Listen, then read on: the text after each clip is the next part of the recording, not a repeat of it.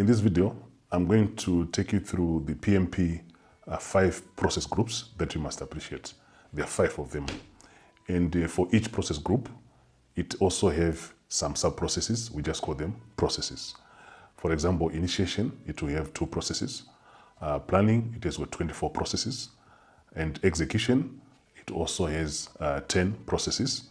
Then monitoring and control, you have 12 processes. Then the last one, which is closing a project or phase, it has got 2 processes. If you want to appreciate and understand more on the initiation process group, I've created a video which you can also watch from my channel. I'm also giving you the link in the description below. So in this section of the video, we are going to cover the planning process group. So planning process group can only be done after the initiation process group is also completed. So in the planning process group, we have about 24 processes. I'm not going to cover all these processes in this particular video, otherwise it's going to be long. I'll create another video on the planning process groups, the 24 of them. You can also check the link in the description below. So once the project has been initiated, which is authorized to start or to move on, then you need to start the process of planning. Process of planning will result into what is called a project management plan, which is a group of so many documentation or documents that you need to identify and also to show how the project is going to be run, how the project is going to be monitored, how are you going to do the reporting, how are you going to manage risks, how are you going to manage quality, how are you going to manage all the resources, human and non-human. So that forms part of this project management plan. So this is actually a process group of planning which comes after initiation, and it has got 24 processes inside that process group. So it is very important, if you're a project manager, even from my experience, that you also plan whatever you do, whether it's a phase, some they want to call it a stage, or whether it's the whole project, or even a program. You still need to plan it. If you still recall the old wisdom words, which says, if you fail to plan, you are planning to fail. So planning is very, very important in a project environment, and it must be considered by each and every project member, project manager, even program manager, or even team manager. It's very, very important that you consider. So during this process group, when you're implementing these processes, there are certain activities which are expected to be happening when you're doing the plan process group. So in this planning process group, I'm going to take you through the activities which are expected to happen when you are planning your project. So let's move on, is to create the project management plan and its subsidiary plans. You could be asking, Oscar, we are talking plan, subsidiary, what does it mean? Let me just clarify that quickly for you. So when we talk of a plan, it's not just a schedule, okay? We are talking of a schedule included, but also the tactics that you're going to use, activities that you're going to use to deliver the project's requirements. Say, for example, we are planning about risk management. So we expect a sub-plan on risk management. One of the examples is on communication. You also need to plan how are you going to communicate to all stakeholders all the way from beginning of the project up to the end. A stakeholder is anyone who is going to be affected or has been affected or who is perceived to be affected by a project. So you also need to have a plan on how to communicate. So that is what is constituting what we are calling sub-plans. For example, you also have on the quality, even resource management, you also need to plan on that. So one of the activities that we expect in this process group of planning is the completion of this project management plan and its subsidiary plans. That is very, very important to master and to know, especially if you're working towards the PMP certification or even PMP exams. So during the planning process, you are also expected to create the baselines. Basically, there are 3 of them, the baselines that you have to create. You're creating the one for cost, baseline. You're creating, cost is like budget, if you want to put it that way. You also create one for time, which is the timeline that you want to use or schedule. You also need to create a baseline for that, and also for scope. So you might be asking, what are these baselines? Why do we create baselines? I've also created a video on understanding what is a baseline. But in a nutshell, a baseline is an approved status of the baseline parameter. For example, the parameter could be cost, the parameter could be time, and also the parameter could be scope. So it is quite important that you understand these baselines. And these baselines, at the end of the day, they are also added to form part of the project plan documentation. So you need to add them there. It is one of the activities that you're going to do during project planning process group. So it's quite important that you master it. It's quite important that you're able to identify, to create the baselines for cost, time, and also for scope. So planning, in a nutshell, it's a big process. That is why it has got 24. It has got the highest processes, this particular group. So you might be asking, why does it have this highest number of processes? Planning is where the project is, at least you get it right or you get it wrong, according to my own opinion. If your planning is not well managed, is not proper, is not complete, it will be very difficult to run or to implement the project. So during this planning process group, one of the activity which is also expected is to collect stakeholder requirements. Stakeholder requirements, they are very important because as a project manager, you're also going to be involved in determining the phases of the project in terms of numbers and even the type of the phases. So how do you come up with a phase if in actual fact you don't even understand what are the stakeholder requirements? So you collect the stakeholder requirements, you plan on how you're going to deliver the stakeholder requirements. That is very, very important, especially when you're a project manager, that you understand the stakeholders, you understand their requirements, and then you should be able to plan for them. For example, stakeholders might even, I've seen it in some projects, they might even have some requirements in terms of communication, how they want the communication to be done in terms of frequency, in terms of the format of communication, even the channels of communication. So if you have not collected these communication requirements, as an example, from the stakeholders, you won't be able to plan for them. And it will be very difficult to manage some of these stakeholders because they have some expectations in terms of requirements, and the project is not planned to deliver those expectations or deliverables. So you might face some challenges. So always consider the stakeholder, always consider collection of requirements from the stakeholder during the project planning process. One of the activities which is expected is also for you to be able to identify the risks in the project. A risk is nothing other than a future event that can affect the project's deliverables or that can affect the project's objective. It can be a positive risk, it can be a negative risk, but the main point here is it will affect the project positively or negatively. Then you also need to identify, categorize, and also document how are you going to respond to some of these risks. It's very important that you're able to respond to a risk in any given moment. And I can tell you from my experience, I can tell you from my experience, you need to come up with these responses during the planning process early. The reason being that when you're executing the project and something happens, the risk becomes an issue, you should be able to respond to it. So there are so many responses that you can apply when a risk has happened. For example, there are some risks you just have to accept. For example, a death of a project member. There's nothing that you can do, you accept and move on. There are also some risks which you can transfer.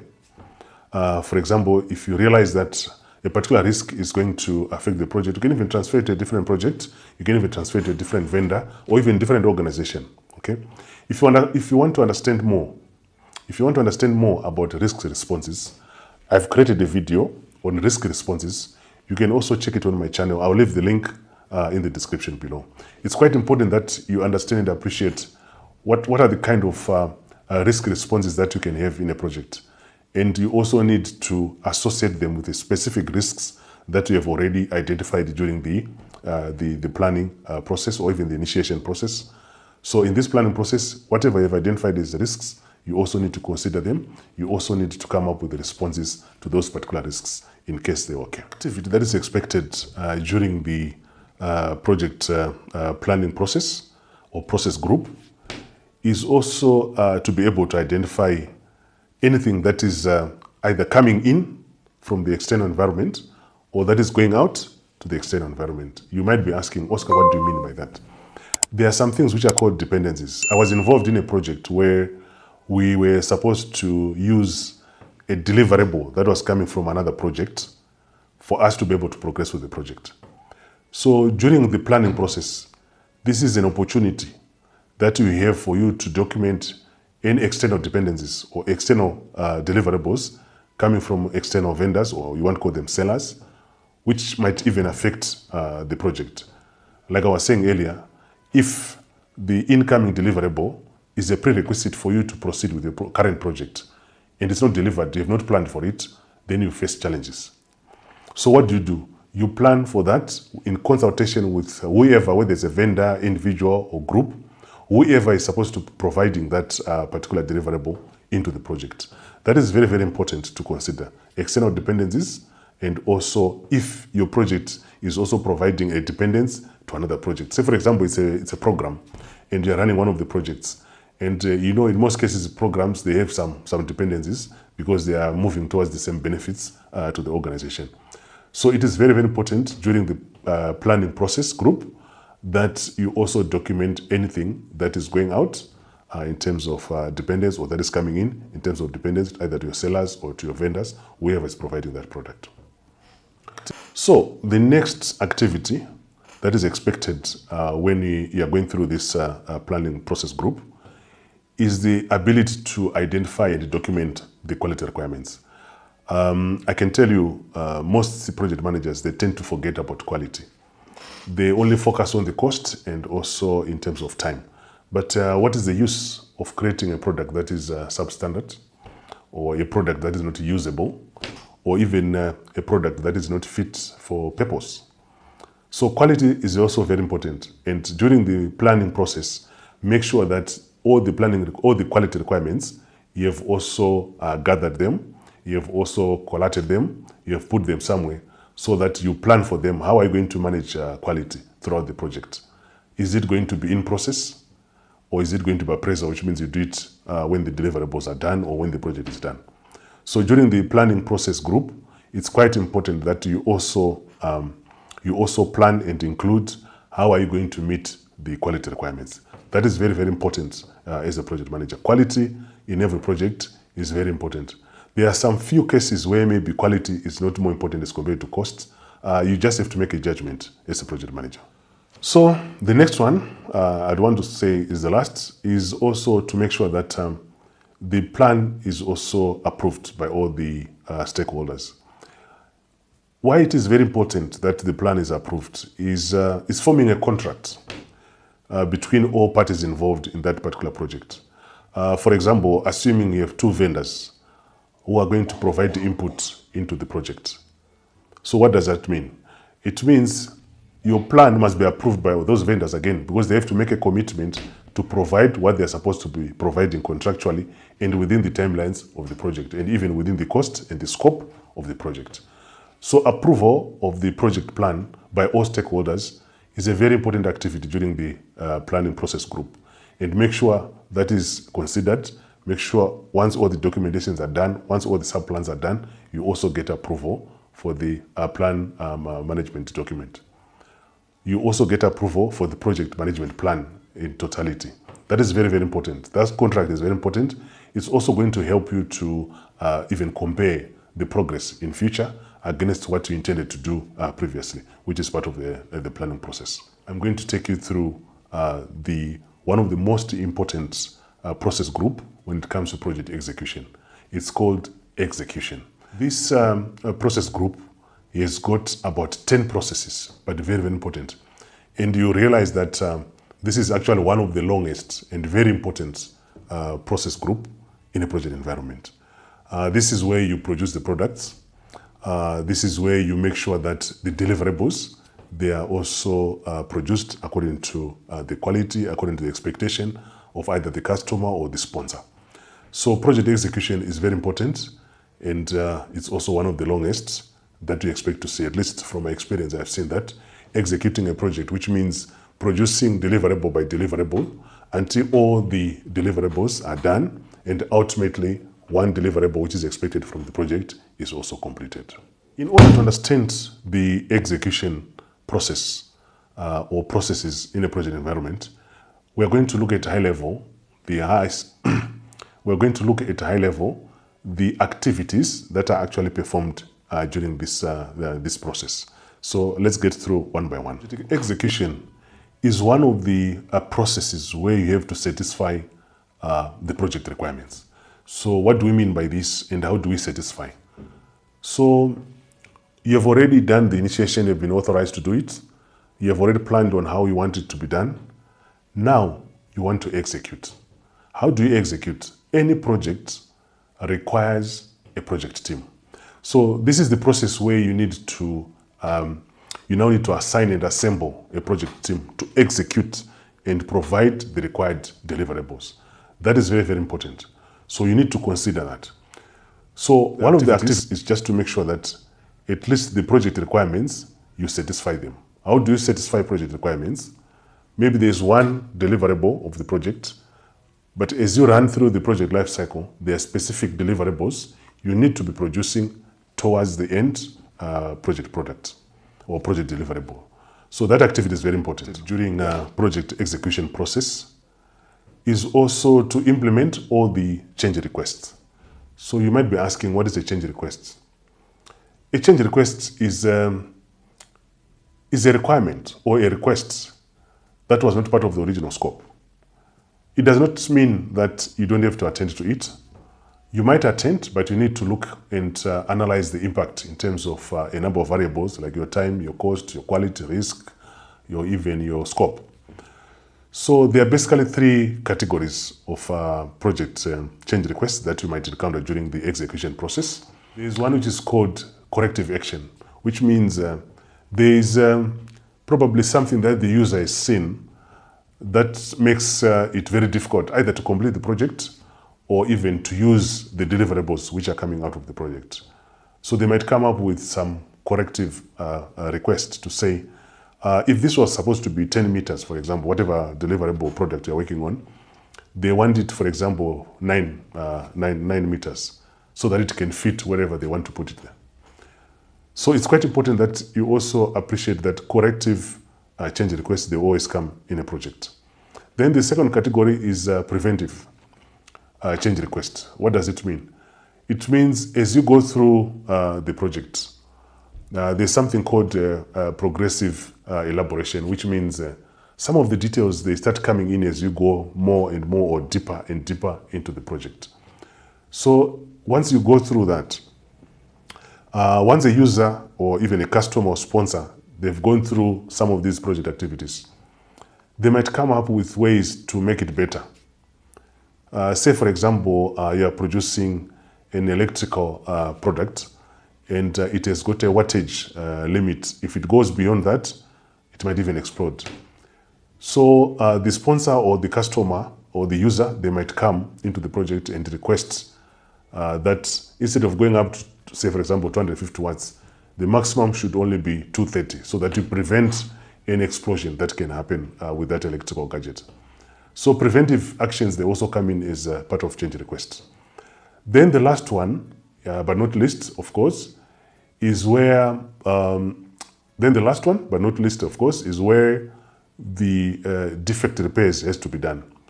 So you could be asking, what is a defect? A defect is normally what was requested by the user, and probably it was never considered when building the deliverable.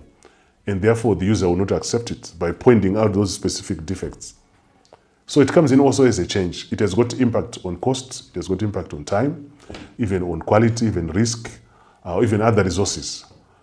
So it's quite important that you also make sure that all those kind of change requests, they are also being attended and implemented during the execution process of the project environment. Projects, it's all about people. So if you want anything to be executed, it must be executed by people. It could be internal, it could be external people, it could be trained or untrained, but at the end of the day, you have people who are supposed to execute project activities. So during execution, you're expected to assemble or even to identify and even to assign a team. So execution, from my experience, you might have a core team, what I've seen with other projects. You might have a core team that is going to run the project from the beginning all the way up to the end. But during the project life cycle, you might start having specific teams coming in when there's a need to produce a certain deliverable or when there's a need to do a specific activity. For example, if it was an IT project or ICT project, you have a team which is coming in maybe for infrastructure purposes, your servers, your applications, your software, and so on and so forth. But as you run with the project, you might not need that specific team. So they might not be part of that other processes of the project. Or else, if it's a construction project, you might not need the roofing team maybe during the first initial stage, but you need them later. So all this is part of execution. And therefore, you need specific teams to be executing project activities all the way up to the end of the project. So one of the most important activity during the project execution process group is to assemble the project team, to assign the project team, and also even to sensitize the project team in terms of what are they supposed to do. What I normally do in my projects is I normally assign or nominate a project lead or even a project team manager. So what does it mean? The project team manager is to manage the teams. So if it's a project which you're not very much familiar and you have appointed the right project lead or project team manager, those are the people who are going to help you to assign the project team to the project. That is very, very important. You need to consult them. One of the activities which is going to keep the project manager busy is conflict management.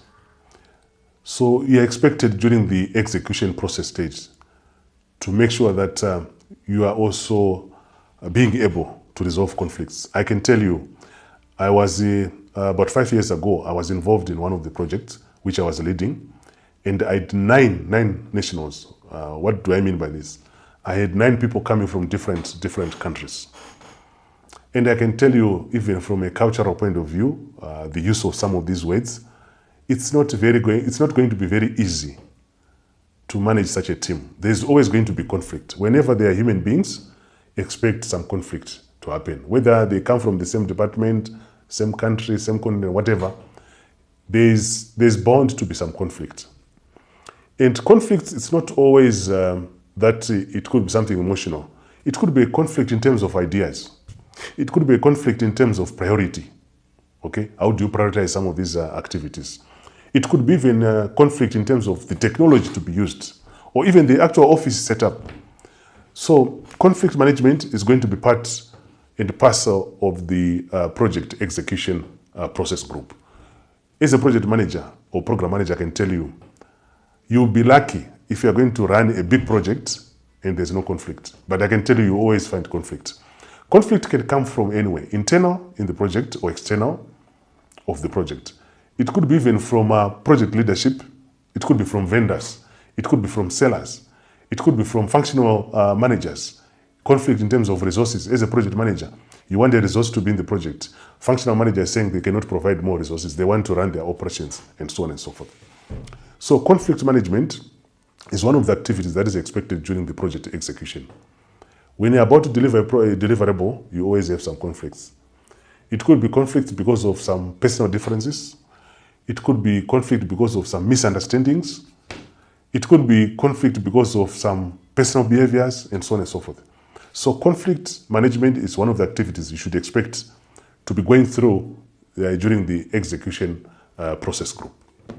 So projects, they run from the beginning all the way up to the end.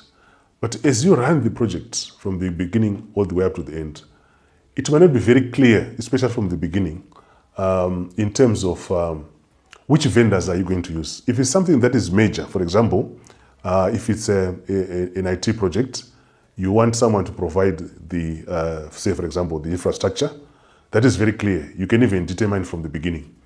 There are also cases where the actual need of vendors comes along the way, especially when you want to do the work, when you want to when you want to complete the deliverables, you might begin to see that there's a specific vendor you need support. It could be either an extra process, extra product, whatever it is. So as part of project execution process group, you're expected also to be identifying, allocating even vendor contracts. And this is very important because as you go through the phases of the project or the stages of the project, there are certain cases where you might need a specific vendor, maybe just for support. Maybe it could be a week, 2 weeks, 2 days, or even a day.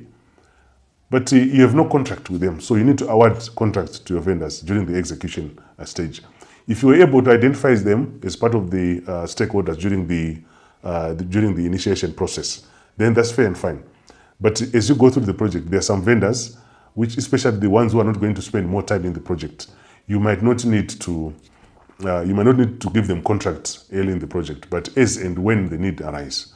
So awarding of contract to vendors is one of the activities you should be performing during the execution process group of a project. Project normally has got stakeholders. A stakeholder is anyone who may be affected, or is already affected, or is perceived to be affected by the project.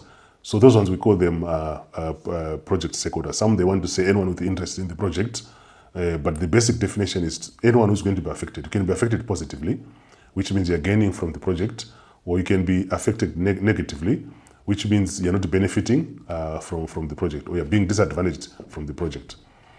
So during the execution of the project process, you have to make sure that you are engaging the stakeholders so that they are very much aware of what is happening in the project.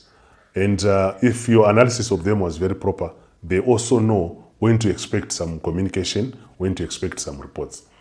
I can tell you from my experience, if you don't engage all the stakeholders, especially if you're working with vendors, you'll be shocked by the time you want them to do something. They'll tell you, oh, we don't have resources. Our resources, they are tied up in another project. They'll come after 6 months, 3 months, whatever the period. So it is very, very important that you always keep them aware of what is happening in the project, what are the reports, what is the progress, what you need, what support you need, or what support you can provide to them.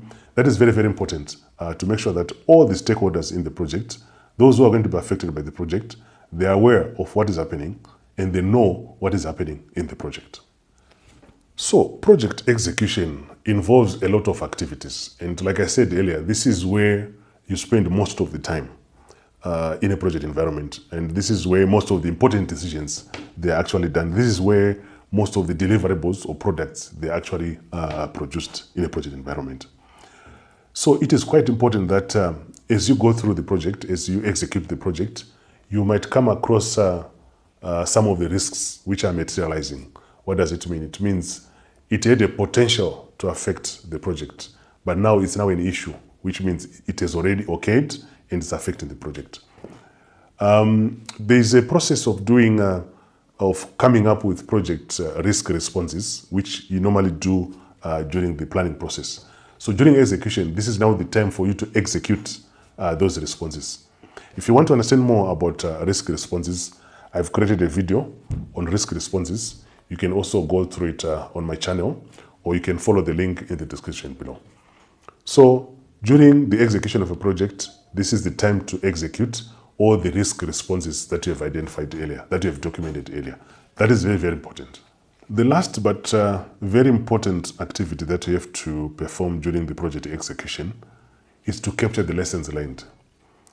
I can tell you the gold mine of lessons learned is the project team. I've seen some other project managers making a mistake, thinking that they close themselves in a particular room, they go through some documentations. Now these days people are using AI, they come up with a list of lessons learned. I can tell you, you'll be making a mistake if you do it that way. Involve all the stakeholders or the project team members.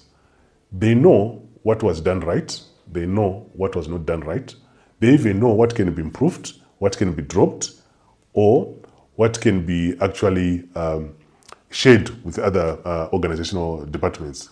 So always include all the stakeholders, always include the project team members when you're coming up with the lessons learned. What I normally do in my projects is every month, I try, or 4 weeks, I try by all means to make sure that I have a short meeting with the team, either through Zoom or even Teams, a short meeting with the team, just to document the lessons learned. And I can tell you, you'll be shocked some of the lessons which you have not picked as a project manager, being articulated by one of your stakeholders or by one of your project members. So it is quite important that during the execution of the project, you also identify and document lessons learned. What can you do better? What was supposed to be done better? What can be dropped? What can be introduced? You understand? So that brings up the lessons learned as one of the most important activities that you can have in a project environment. I'm going to take you through one of the most important process group in project management, which is called the monitoring and controlling process. So this process group contains about 12 processes. These 12 processes are very, very important, and they cover through the 10 knowledge bases that are required, especially when you are going through for project management professional certification or even exams. So let's get started. So in a project environment, there are some very iterative processes that you should expect to be going through in a project environment. Remember, a process consists of the input, and then you also have the actual process, which has got the tools and the techniques, and then you also have the output. We normally call them ITTOs, okay? We normally call them ITTOs. So, in a project environment, after you have been authorized to start a project, which is initiation, you have also planned on how you're going to execute the project, and you are now executing the project. The monitoring and controlling runs across all these particular processes or knowledge base. It runs across all these particular processes or knowledge areas, which means even if when you're initiating the project, you still need to monitor those processes for initiating the project. Are they being done right? In terms of the documents to be produced, the quality, is it okay? For example, if it's project charter, the stakeholder identification, you also need to monitor because you're going to assign work packages to project members to work on them. So you need to monitor and also control. You can monitor, say for example, by having weekly meetings. Some they do daily, monthly, and so on and so forth. It depends on the type of the project and also how long the project is going to run. Then in terms of control, you can also do it probably in terms of the members that are joining the project. You can go for a project lead who is going to be helping you to control that project. So project monitoring and control process, it has got so many activities that you have to consider. It's very important because remember, when you're doing project control and monitoring, you want to do some reviews, you want to do some inspection just to make sure that things are okay. You are also going to do some measuring just to make sure that things are okay. So it's also very, very important that you consider that. So during the process of project monitoring and controlling, there are so many activities which are very, very important to consider. For example, you want to do some inspection. Probably you even want to do some quality checks. You want to do some measuring of some things. You also want to do some reviews. You want to make sure things are being done properly. So we're going to go through these specific expected activities one by one. So let's move on. So one of the most important activities during the monitoring and controlling process is to make sure that the work is being done properly. It's being done according to time, it's being done within scope, and also within budget. It is very, very important. So anything that is done from the initiation process all the way up to a closing process, you must make sure that it's within the boundaries or the parameters of the approved project baselines, as an example. So it's very important that during this monitoring, you just have to make sure. I've seen some other project managers, they try to do it on their own, but what I normally do is I make use of the team managers, or even sometimes if it's something that is technical and beyond the capacity of the team, we can also introduce other guys to assist in terms of monitoring and also controlling. But it all depends from project to project, project size to project size. But it's also very important that during this time, you have to make sure that the deliverables are being done according to the time, the scope, and also the budget. Monitoring and controlling is very, very important process because this is also where one of the activities is to make sure that the quality requirements are being met. You cannot allow people to just run through a certain phase without anyone checking whether the quality is good. It depends on the project, but there are some projects where you cannot let it go like that. Especially if you want to do a process of quality check called in-process checking, which means you check the deliverables as they come, instead of checking at the end, which is what is called appraisal process checking or quality checking. So quality requirements, you have to make sure, you have to monitor they are being met. If you don't meet the quality requirements, I can tell you, you will have challenges, especially when you are going to have challenges, especially when you want the sponsor, the customer or the user to sign off the deliverable, either as a signal to end of a phase or as a signal to end of a project. So make sure that the quality requirements, they are actually being met during this process of monitoring and control. And like I said earlier, process of monitoring and control, it's not a one shot or one event. It has to be iterative. For each and every phase, it has to go like that. For each and every part of the project, it has to go like that. So it's very, very important that you consider monitoring and controlling activities as part of the project. Important activities also during the monitoring control is to make sure that you always review and control the risks. I can tell you from my experience, there are some risks which are very high during the first phases of the project. So during this project monitoring and controlling process, you have to make sure that you are controlling the risks. Otherwise, they are going to derail the project. So how do you control the risk? Make sure you always review, categorize them, and always refine the responses that you're going to make to the risk. So it's very, very important that during the controlling, you are also controlling the risk, because the risk is a potential to derail the project. So the other important activity during the monitoring and controlling of a project process is you have to make sure that the vendors or any stakeholder we're supposed to complete their work, they are completing their work. That is very important. If you don't monitor that, you'll be shocked that by the time you want or you're expecting a certain deliverable or a certain product in the project, it's not yet done. So it is important that you continuously engage them, whether it's a weekly call, it's a daily call, it's a monthly call, depending on the type of project. But always make sure they are always engaged and they are always completing their work. One of the most important activities is also to make sure that if there are any deviations from what was planned to what was baselined, as a PM, you are also supposed to take corrective measures, especially where it's still possible to do that without additional effort or without additional cost. So always make sure that as a PM, you are taking corrective measures during the monitoring and controlling, which means when you monitor something, you discover there is something which is not going according to the plan or as you planned or baselined. Then you need to sit down with the specific teams, try to understand why is it there's a deviation, how do we control the deviation, how do you recover from the deviation. In some cases, I can tell you from experience, you might be able to recover. In some cases, you might not be able to recover, but you might even ask for additional budget or even ask for additional time. So that is also common in some of the projects. But it is very, very important that during the monitoring and controlling process, you are also making sure that corrective actions, they are being done to any of the deviations. During the process of controlling and monitoring projects, you also have to make sure that the deliverables are also being accepted. So how do you make that accepted? Make sure the quality requirements are also being met. The project-specific requirements are also being met, because the requirements are going to be accepted either by the sponsor or by the customer. So it is very, very important to make sure that as you monitor the progress, it does not make sense for people to just produce some deliverables like that. There must be someone who is accepting those deliverables. So as you monitor, it is also important to check with the individual or the group of stakeholders for them to accept the deliverables. If they don't accept, then it has to be raised either as a change request, or someone has to understand why is it they're not accepting. Is it below standard? Is it not meeting some quality criteria? What is the reason? But the intention or one of the activities is to make sure that the deliverables being produced in the project throughout the project lifecycle, they are also being accepted either by the sponsor or they are being accepted by the users. That is very, very important.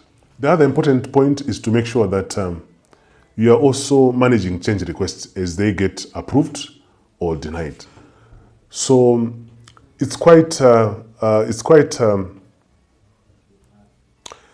can happen quite oftenly that some users might discover better ways of thinking about their product, and therefore they might request the project either to change something or to improve something. So once that is coming in, as part of your monitoring and controlling, you just have to make sure that these particular changes, they are also being monitored and controlled so that they don't derail the objective of the project. So in a project environment, there are basically 5 process groups. Initiation, where you get authorized. Planning, where you plan, you gather requirements. And also execution, when you do the actual work of the project, which is the engine of the project. And then you also have the monitoring and control, which normally runs through all the phases of the project. And then after monitoring and also controlling, you have the project closure process. Project closure process is only one process as a group. And this is quite important that you understand and appreciate, especially if you're a project manager. You need to understand and appreciate what activities are normally done during the project closure process. It's very important because it's towards the end, which means for you to be able to close a project, the deliverables must be accepted by either the customer or the sponsor or both of them. Otherwise, closing a project becomes difficult because there must be some acceptance. Because when you're closing a project, especially as a project manager, you are already preparing the project to hand over to operations. But for operations to accept what is coming from the project, they must accept the deliverables first. It could be individual deliverable in a project, or even combined deliverable in a project, or even sub-deliverables in a project. But what is very important is for the sponsor and for the customer to accept the deliverables. So once that is done, then the process of closing the project can be done. Now, so let's move on to understand and appreciate what are the activities that are involved when you are closing a project, or what are the activities that are involved in a project closure process. So the first activity during the project closure process, I'm saying activity, I'm not saying process. So the first activity during that is to make sure that the contracts are closed. There's contract closure. There's also some documentations which must be closed. For example, I was in a project where we could not move on to close the project because there was one document called cutover project. Because there was one document called cutover document, which was part of the project. It was an ICT project, and therefore we could not close the project. So we had to make sure that documentation is also prepared, completed, closed, to allow us to move to close. So it's very important that you also make sure that the contracts, they're also closed. Any documentation that was still pending in the project is also closed. That is very important. Then the next activity during the project closure process is also to make sure that you have archived anything that was being used in the project. Especially these days, we are now using most of the electronic items. For example, emails, they're electronic. Some documents, they're even electronic. Even project plans or schedules, they are also electronic. So you must have a way, as a project manager, when you want to close, you must have a way to archive all these documents. There is normally a feature reference. From what I've seen in my experience, there is normally a feature reference to these documents. Someone might come in and audit the project. It would be very easy if everything was archived somewhere to make reference to them. They might say, oh, we had you had this particular product during the project. Can we see how it was documented? How did you document the product in terms of quality criteria, acceptance criteria, and so on and so forth? Or they might say, what I've seen in one of the projects, they were asking that training was actually scheduled for both executive and non-executive. And unfortunately, the training for non-executive was done in the project properly. But the executive, they said, we're not going to be using the system, so why should we be trained? We don't need it. So that was just an oversight from a project management point of view. And when the auditing was being done, they requested documentation and even training material for the executive, which was not there. So what I'm saying here is archiving is very important as part of project closure process. And you must make sure you always perform that specific activity during the project closure process. So the other activity that is normally performed during the project closure process is actually to make sure that you have also updated templates or knowledge base. In most projects, you want the organization or the business to benefit from previous projects. So how do you make them benefit? Document, update templates, update knowledge base, or any other document or procedure. Based on the lessons learned, you want to make sure that the next project, where there's going to be led by you or is going to be led by someone else, but you want to make sure that the next project is building on some of the improvements or the changes that might have come from the current project. So during process of closing a project, you have to make sure that the templates, they are updated. Also, the knowledge base is all updated.